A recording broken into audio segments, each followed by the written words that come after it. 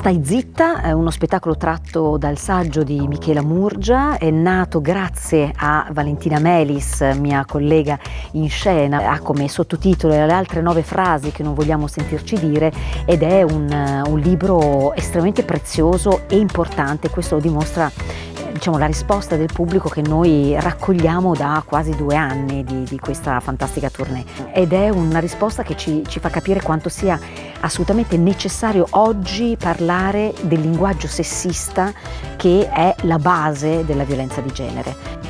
Il pubblico che viene a vedere Stai zitta prevalentemente sono donne, ma ci sono tanti uomini.